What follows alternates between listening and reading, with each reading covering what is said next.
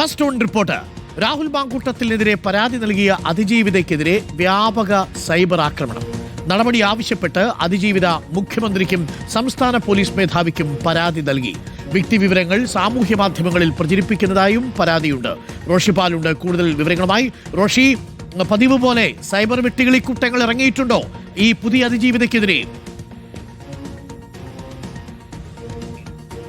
അരുൺകുമാർ, പതിവ് പോലെ തന്നെ സൈബർ വെട്ടുകിളിക്കൂട്ടങ്ങൾ ഈ മൂന്നാമത്തെ പരാതി നൽകിയ പെൺകുട്ടിക്ക് നേരെ സൈബർ ആക്രമണം തുടങ്ങിക്കഴിഞ്ഞു. അവരുടെ വ്യക്തി വിവരങ്ങൾ അടക്കം സാമൂഹ്യ മാധ്യമത്തിൽ പങ്കുവെച്ചുകൊണ്ടുള്ള സൈബർ ആക്രമണങ്ങളാണ് തുടരുന്നത്. ആദ്യത്തെ പരാതിക്കാർക്കെതിരെയും സമാനമായ നീക്കങ്ങൾ നടന്നിരുന്നു.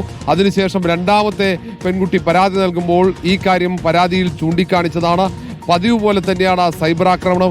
ഇനി മറ്റൊരാൾ രാഹുൽ മാങ്കൂട്ടത്തിനെതിരെ പരാതിയുമായി വന്നാൽ ഇതായിരിക്കും അവരുടെ അവസ്ഥ എന്ന കൃത്യമായ സന്ദേശം കൂടിയാണ്, മുന്നറിയിപ്പ് കൂടിയാണ് രാഹുൽ മാങ്കൂട്ടത്തിനെ അനുകൂലിക്കുന്ന സൈബർ വെട്ടുകിളിക്കൂട്ടങ്ങൾ നൽകുന്നത്. ഏതായാലും പോലീസ് മേധാവിക്കും മുഖ്യമന്ത്രിക്കും അടക്കം പരാതി നൽകിയിരിക്കുകയാണ് അതിജീവിത. കടുത്ത നടപടി വേണമെന്ന ആവശ്യമാണ്.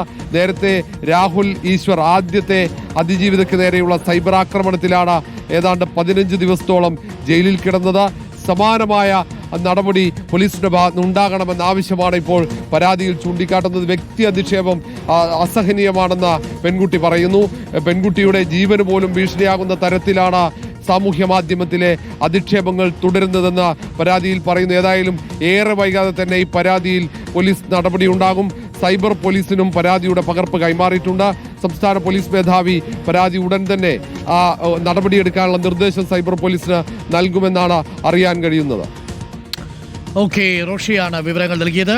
വീണ്ടും അതിജീവിതയ്ക്കെതിരെ സൈബർ ആക്രമണം വരുന്നു എന്നുള്ളതാണ്.